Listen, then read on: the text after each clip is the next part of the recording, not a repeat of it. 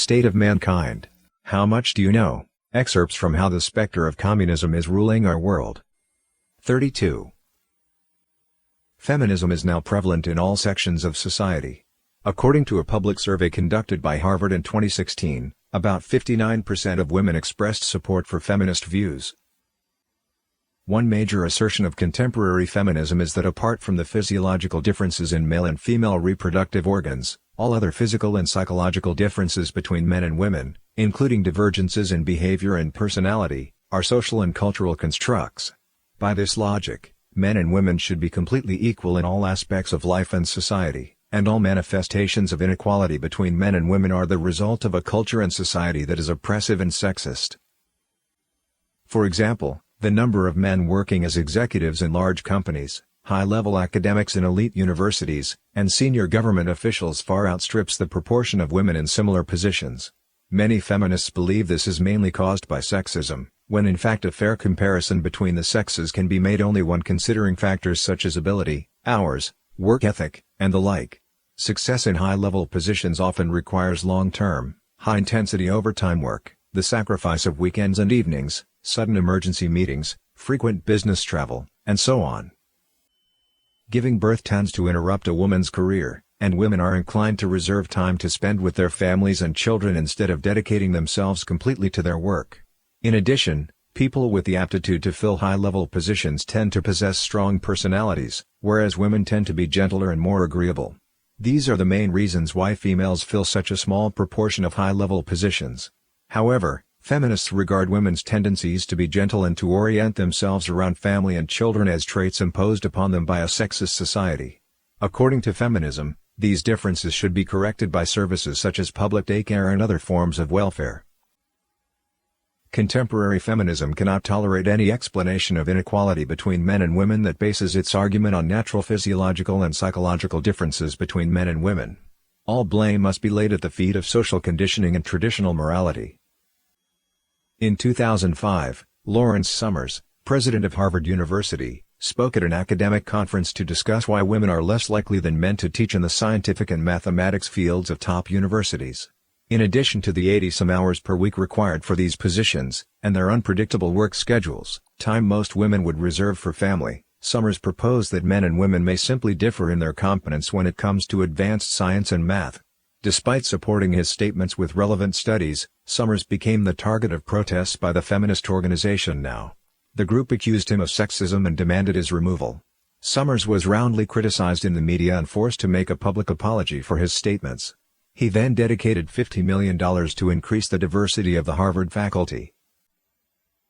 In 1980, Science magazine published a study showing that male and female middle school students had significant differences in their mathematical reasoning ability, with boys performing better than girls. A subsequent study that compared SAT math test scores for males and females found male examinees were 4 times as likely to achieve a score of more than 600, as compared with females. This gap became even more extreme at the 700-point threshold, where 13 times more male test takers reached this score than did females. The same research team did another study in the year 2000, finding that both male and female SAT examinees who demonstrated mathematical genius on their SAT scores tended to obtain advanced degrees in science and math-related fields, and were satisfied with their achievements. Lawrence Summers' arguments were backed up by scientific data.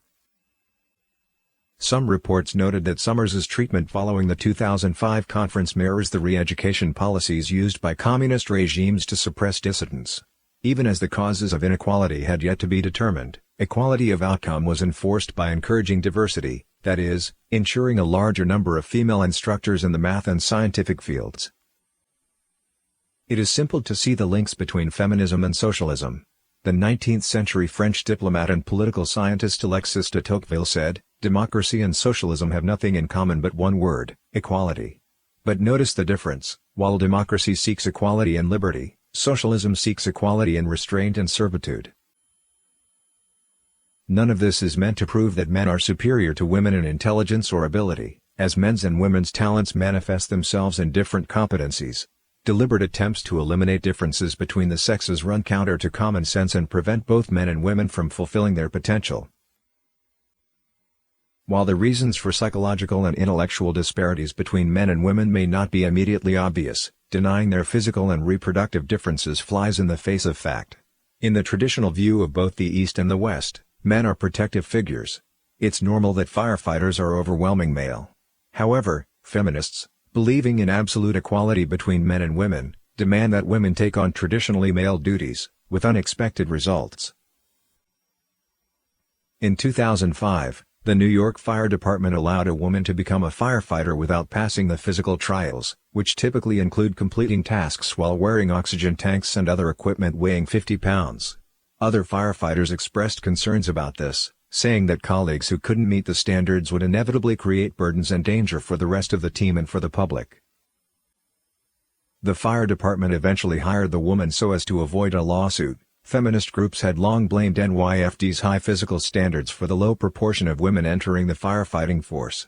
The Chicago Fire Department faced similar challenges and was forced to lower the standard in order to increase the number of female firefighters. In Australia, many city fire departments have implemented gender quotas. For each male applicant hired, a woman has to be hired as well. In order to meet this requirement, vastly different physical standards have been set for men and women despite their applying for the same dangerous, high-stress job. This illogical campaign for equality of outcome didn't stop there. The quotas created friction between male and female firefighters, who reported that their male co-workers blamed them for being unqualified and incompetent. Feminist groups latched onto this as bullying and psychological pressure.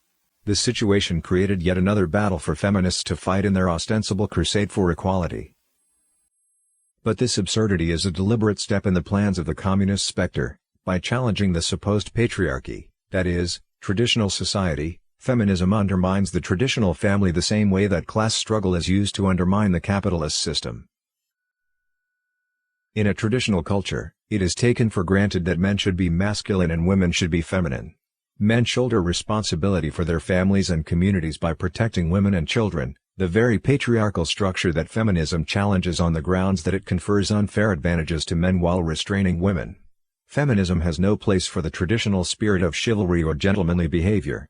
In a feminist world, the men aboard the sinking Titanic would not have sacrificed their places in the lifeboats so that the female passengers could have a better chance at survival.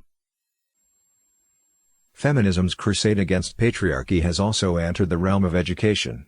In 1975, a Pennsylvania court ruling on a lawsuit against the Pennsylvania Intercollegiate Athletic Federation ordered that schools must include both male and female students in all physical activities, including wrestling and American football. Girls were not allowed to abstain on the basis of their gender alone. In her 2013 book The War Against Boys, How Feminism is Harming Our Young Men, American scholar Christina Hoff Sommers argued that masculinity is coming under attack. She showcased the example of Aviation High School in Queens, New York, which primarily accepts students from low-income families. The school raised these children to high standards of academic achievement and was ranked as one of the best high schools in America by U.S. News & World Report. The school specializes in teaching its students via hands-on projects such as constructing electrical-mechanical aircraft, and unsurprisingly, the class body is overwhelmingly male. Girls, while forming a smaller percentage of students, also perform remarkably and earn the respect of their peers and instructors. Nevertheless, Aviation High School faced increasing criticism and threats of lawsuit from feminist organizations demanding that more female students be admitted. Speaking at the White House in 2010, the founder of the National Women's Law Center took specific aim at Aviation High School as a case of gender isolation and said, "We are hardly going to rest on our laurels until we have absolute equality, and we are not there yet." For feminists, raising boys to pursue masculine traits of independence and adventure, and encouraging girls to be gentle, considerate, and family-oriented amounts to nothing more than oppression and sexist inequality. Modern feminism is forcing society into a gender-free future by attacking the psychological characteristics of men and women that characterize their respective sex. This has particularly severe implications for children and young people who are in their formative years and among whom increasing numbers are expected to become homosexual, bisexual, or transgender. This is already underway in some European countries, where more and more children report feeling that they were born in the wrong body. In 2009, the Gender Identity Development Service, GIDS, based at the Tavistock and Portman NHS Foundation Trust in London, Received 97 referrals for sex transitioning. By 2017, GIDS was receiving over 2,500 such referrals annually. Traditional society regards childbirth and the education of children to be the sacred duty of women, ordained by God or heaven. In the annals of both East and West, behind every great hero is a great mother. Feminism discards this tradition as patriarchal oppression, and holds that expecting women to be responsible for raising their children is a key example of this oppression. Contemporary feminist literature is replete with denunciations of motherhood and married life as being monotonous, boring, and unfulfilling. The bias of this dim view is apparent when considering the personal lives of well-known feminists. Nearly all of them suffer from broken relationships or failed marriages, or they are childless. Feminism has opened the door to all kinds of ridiculous notions. There are those who insist that the personal is political and see domestic conflicts as gender wars. Some consider men parasites who enslave women's minds and bodies. Others describe children as a hindrance to women looking to reach their full potential, and claim that the roots of oppression are in the family structure. Modern feminism openly proclaims that its aim is to destroy the traditional family. Typical statements include the following: the precondition for women's liberation is an end to the marriage system. The choice to serve and be protected and plan towards being a family maker is a choice that shouldn't be. We can't destroy the inequities between men and women until we destroy marriage. Feminist movements resolve supposed social problems by promoting moral degeneracy and destroying human relations in the name of liberation. According to Sylvia Ann Hewlett, an American economist and gender specialist, modern feminism is the major contributing factor to a large number of single-mother households, while no-fault divorce actually provides a convenient means for men to abandon their responsibilities. Ironically, feminism's assault on the existing family structure works to destroy the haven that ensures the happiness and security of most women. Easy divorce did not emancipate women. Studies found that 27% of divorced women were living below the poverty line, a percentage 3 times higher than that of divorced men. The specter of communism cares nothing about women's rights. Feminism is merely its tool to destroy families and corrupt humankind.